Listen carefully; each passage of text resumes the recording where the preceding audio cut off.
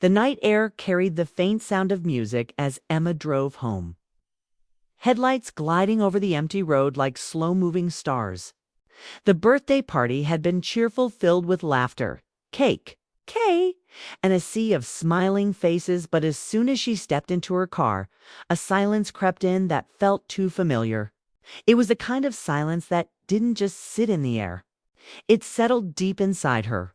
Her hands rested lightly on the steering wheel, fingers tracing the same small groove she'd made months ago, when she'd nervously tapped it during another long night alone. Outside, the world seemed porch lights glowing softly. The faint hum of crickets, but Emma's thoughts were anything but. She replayed moments from the evening, searching for the place where her smile had stopped being real. She had laughed when her friends told stories. She had clapped when the candles were blown out. She even danced for a few minutes when an old song came on. But behind every polite laugh was a quiet feeling she couldn't quite explain. It wasn't sadness exactly. It was more like the ghost of something once beautiful, still lingering in the corners of her heart. Emma lived in a small town where everyone knew each other's names.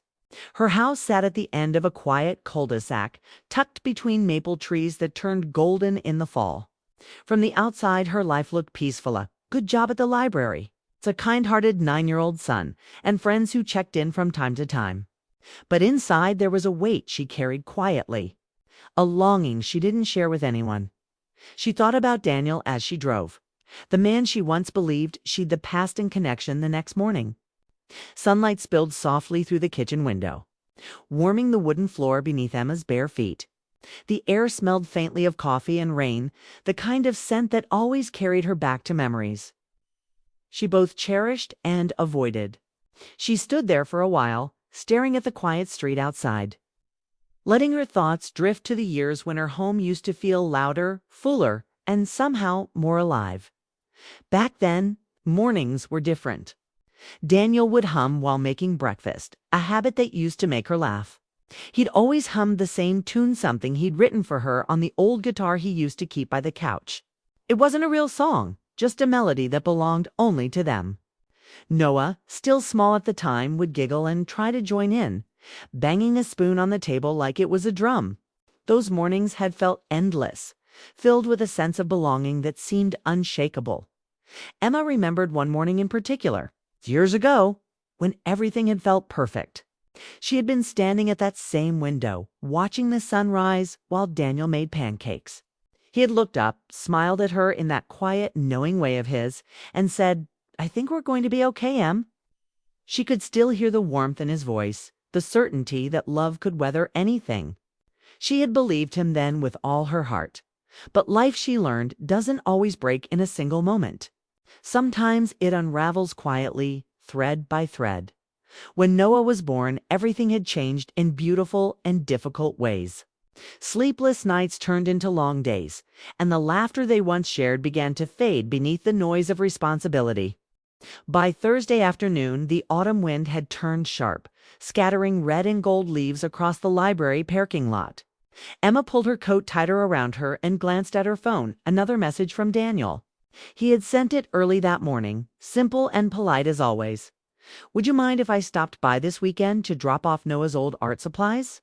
He's been asking about them." Her thumb hovered over the screen for a moment before she typed back, "Of course. Saturday works."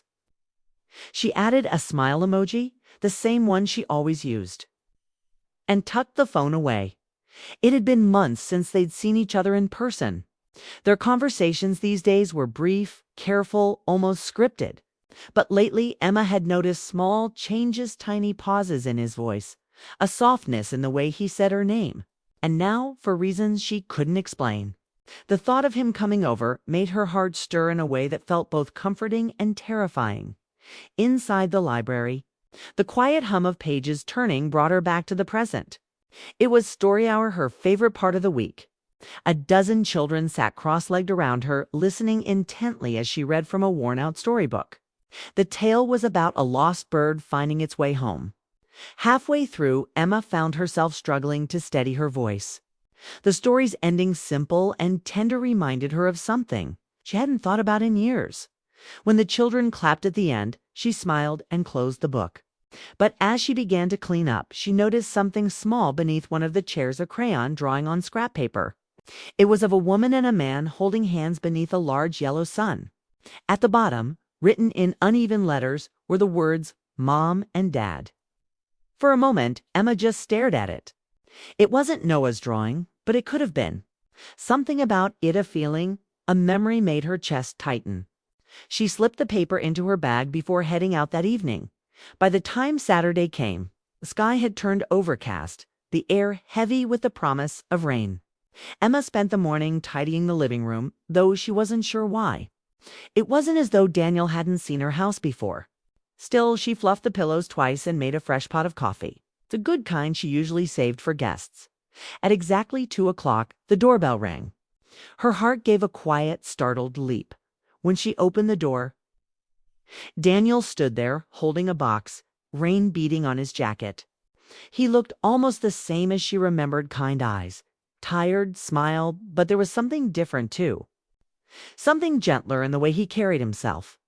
"Hey," he said softly. "Hi," she replied, stepping aside. "Come in before you catch cold." He laughed quietly, brushing rain from his hair as he walked in. The sound of it, the way it filled the room, felt achingly familiar. For a moment, Emma forgot what to do with her hands. They sat at the kitchen table, coffee steaming between them. Daniel set the box down, revealing jars of paint, brushes, and a stack of old sketchbooks. "Noah was looking for these last week," he said. "He wants to paint again." Emma smiled. "He's always loved that. You taught him well." Daniel looked up, his part for the unspoken truth. The rain had slowed to a soft drizzle by evening, leaving a damp, reflective glow across the neighborhood streets. Emma stood by the window, watching the droplets slide down the glass, tracing their paths like tiny rivers. Inside, the house smelled of baked bread and coffee, a comfort she hadn't realized she'd missed. Yet despite the warmth and familiarity, there was a tension she couldn't shake. Daniel had been quiet for most of the afternoon, sitting at the kitchen table and flipping through the old sketchbooks as if trying to find memories hidden in the pages. Every now and then, their eyes would meet, and she would feel a jolt of emotion that neither had words for. It was as though both were aware of something lingering between them, something precious, fragile, and long denied. "Your handwriting hasn't changed," Daniel said finally, holding up a page filled with Noah's doodles and notes. His voice was gentle, almost hesitant. Emma smiled faintly. "Neither has yours," she replied. The words felt inadequate, though they carried more weight than she could articulate. For a moment, silence filled the room, comfortable yet charged. Emma wondered if Daniel felt the same pull she did, the same unresolved ache that had been there for years. So many thoughts and feelings had gone unspoken back then, small confessions, subtle glances, quiet gestures that could have shifted everything. And now, sitting across from him, all of it seemed suddenly urgent, demanding acknowledgement. "You know," Daniel began, his fingers tapping lightly on the table, "I thought about calling you more than once over the past few months, but I didn't know if it would be okay." Emma's heart tightened. She had imagined these words 100 times in different ways, but hearing them now felt like a small miracle. "I wondered the same," she admitted, her voice barely above a whisper. "Every time I picked up my phone, She stopped herself, unsure how much to say. Daniel leaned back in his chair, studying her with an intensity that made her cheeks warm. "Almost what?" he asked softly. "Almost reached out," she confessed. "But I didn't want to disrupt your life for mine." His expression softened. "I was scared, Emma. Scared that things would never be the same. That we'd only remember what we lost instead of what we had." He paused, letting the words settle. "But seeing you again, it feels like maybe there's still something between us that's worth trying to understand." Emma swallowed hard, emotions swirling inside her like a tide. Part of her wanted to reach across the table to take his hand, to bridge the years of hesitation and fear. Yet another part of her hesitated, mindful of the fragile balance they had maintained all this time for Noah. For themselves, they sat in silence again, the room humming with unspoken feelings. Emma's eyes fell on the drawing she had brought from the library earlier, the one of the man and woman beneath the sun. She set it gently on the table. "Look at this," she said. "I found it today. It reminded me of us, somehow. Of what we could have had." Daniel leaned forward, studying the drawing closely. "It's beautiful," he said quietly. "And maybe it's a sign that things we think we've lost aren't always gone forever." The words resonated in Emma's heart. She wanted to tell him everything, the moments she had longed for him, the nights she had felt empty, the quiet ache of missing him. Yet she also feared that spilling it all would break the delicate, unspoken connection they were finally rebuilding. Instead, she nodded, letting her silence speak volumes. Time passed slowly, measured by the occasional turn of pages and the soft patter of rain outside.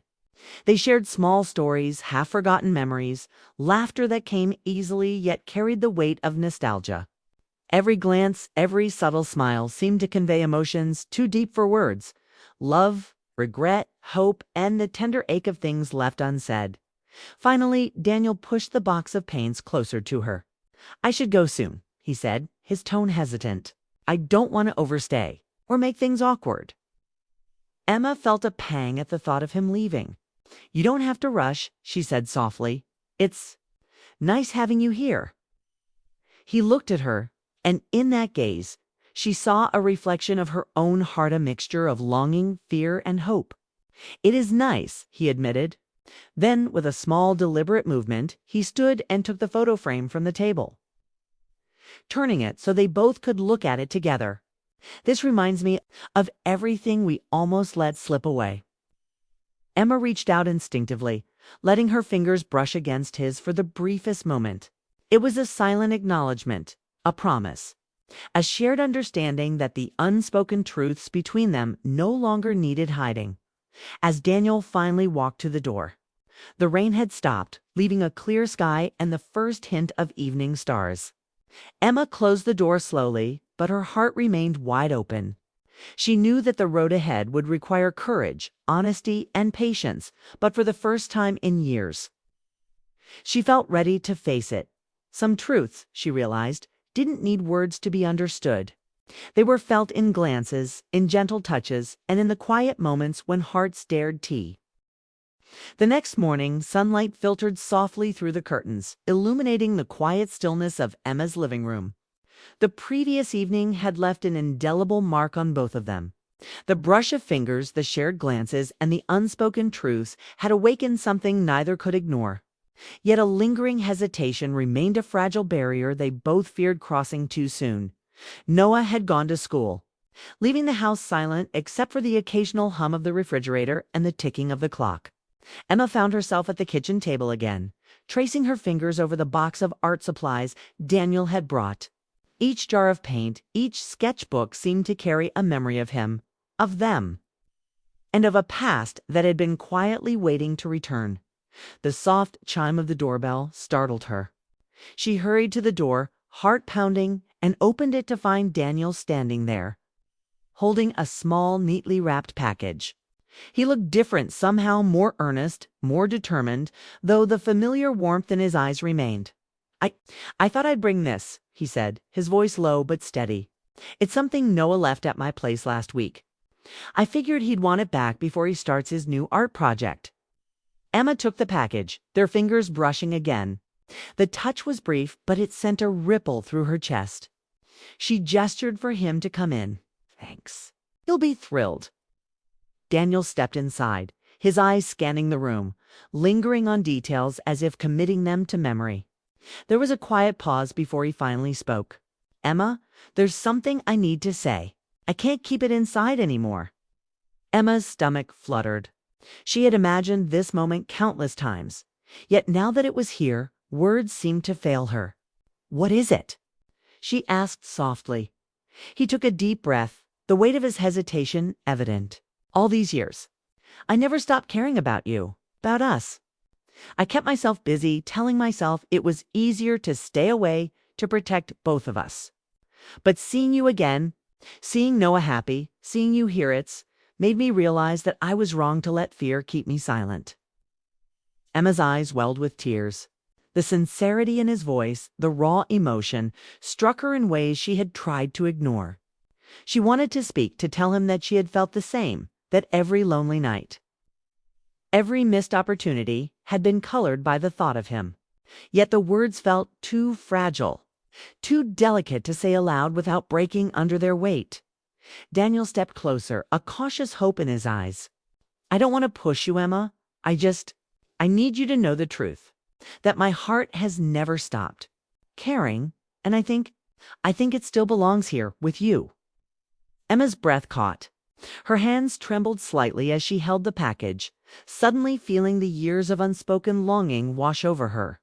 She remembered the nights she had lain awake, wondering if he felt the same emptiness she did, the quiet ache for a connection that had always seemed just out of reach.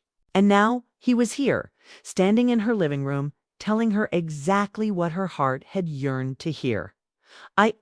Daniel," she began, her voice thick with emotion, "I never stopped thinking about you either. Even when I tried to move on, even when I told myself it was too late, it was never really gone." He reached out, his hand hovering near hers. "Then maybe we don't have to let it go anymore," he said, his voice tender but firm. "Maybe we can finally be honest about how we feel and see where it takes us." Tears spilled down Emma's cheeks, not from sadness, but from the release of years of held-back emotion. She placed her hand gently over his, a quiet acknowledgement that she was ready, that she had been ready, and that she wanted to embrace this new chapter, however uncertain it might be. Daniel's eyes softened as he looked at her. "I know it won't be easy," he admitted. "We have Noah, our routines, and the memories of all the years apart. But I believe we can navigate it together." Emma nodded, feeling a surge of hope she hadn't felt in years. "Together," she echoed. They sat there, hands touching, hearts speaking the words their mouths had once been too afraid to say. Outside, the sun climbed higher, casting a warm glow across the room. It was as if the universe itself was acknowledging the courage it took to finally voice the truth, to step into the vulnerability of love, and to allow themselves the possibility of a shared future. For the first time in a long while, both Emma and Daniel felt a sense of clarity.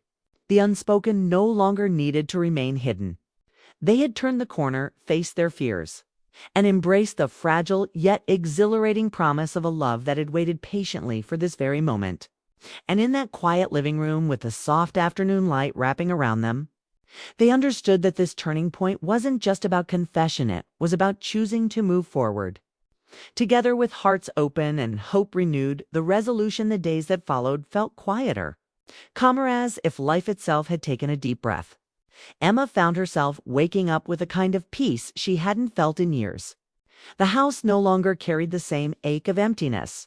Instead, it hummed with small, comforting sounds: Noah's laughter from the living room, the soft clink of dishes in the kitchen, the familiar rhythm of a home finding its balance again since Daniel's unexpected visit. Something had shifted between them. There was no grand announcement, no instant miracle, just a slow unfolding, like morning light spreading across a darkened room. They talked more. They listened more. And somewhere in the pauses, forgiveness began to take root. That Sunday, they decided to spend the afternoon together as a family. The air outside was crisp and bright, filled with the scent of autumn leaves. Noah ran ahead on the path that wound through the park, his laughter echoing against the trees. Emma and Daniel walked side by side, not touching, but close enough to feel each other's warmth. "It feels strange," Daniel said after a while, his voice thoughtful. "Being here again, familiar but different." Kima smiled faintly. "Different can be good," she replied. "It means we've grown." He nodded, eyes lowered. "I used to think coming back would be impossible, that you'd moved on, or that I didn't deserve another chance." Emma glanced at him, her gaze steady but kind. "We both made mistakes, Daniel. But maybe it's not about what we did wrong, maybe it's about what we do next." The words hung in the air, simple yet powerful. Daniel looked at her, and for the first time, there was no guilt or sadness in his eyes, just quiet respect and a touch of hope. They reached the pond where Noah was tossing small stones, watching them skip across the water. Emma sat down on a nearby bench, the afternoon sunlight catching in her hair. Daniel joined her, his shoulders easing as if the weight of years had begun to lift. "Do you remember," Shay said softly, "how we used to come here when Noah was a baby? You'd bring that old camera and take 100 pictures." Daniel chuckled. "I still have them. All of them. Even the blurry ones." She laughed lightly, and for a brief moment time folded in on itself. They were just two people sitting by a pond, sharing a memory that still mattered. Noah came running back, his cheeks flushed. "Look, Mom, Dad showed me how to skip 3 in a row," he said proudly, holding up a smooth stone. Emma smiled at both of them. "That's amazing, sweetheart." Watching them together, seeing Daniel's gentle patience and Noah's bright joy stirred something deep inside her. The ache she once carried had softened into something else. Gratitude. Life hadn't gone the way she once imagined, but maybe that was the point. It had still led her here to this quiet moment of understanding as the sun began to set. They packed up their things and headed home. The drive was peaceful, filled with comfortable silence and the soft hum of the radio. Noah fell asleep in the back seat, his head tilted against the window, his drawing clutched in his small hands. When they reached the house, Daniel helped carry Noah inside and tuck him into bed. He lingered a moment longer, smoothing his son's hair before turning back toward the door. Emma followed him to the porch. The evening air was cool, the world wrapped in gentle stillness. They stood together for a moment, neither quite ready to say goodbye. "I should probably go," Daniel said quietly. Emma nodded, but there was no heaviness this time. "Thank you for coming today." It meant a lot to him. "And to me?" Daniel hesitated, then asked, "Can I call you sometime? Maybe we could. Start small. Dinner, maybe. Just to talk." She looked at him, her expression thoughtful but warm. "I'd like that," she said. For a moment, their eyes held steady, kind, and full of a promise neither dared to speak out loud. It wasn't a declaration of love or a return to the past. It was something gentler, more mature, the quiet possibility of beginning again. After he left, Emma stepped back inside and sat by the window. The house was calm, bathed in the soft glow of lamplight. She looked at the photo on the table, Noah's drawing of the 3 of them under a bright blue sky. Her lips curved into a faint smile. For years she had believed her story was one of endings. But now she realized it was about rediscovery, about finding beauty in what remained, and courage in what could still be built. She whispered to herself, "Sometimes life doesn't give you what you planned. It gives you what you're ready for." Outside, the wind stirred the trees, carrying with it the faint scent of rain and the promise of tomorrow. Somewhere down the road, Daniel was driving home, probably thinking the same thing, that maybe, after everything, they had found their way back not just to each other, but to themselves. Emma closed her eyes, letting the sound of the night wash over her.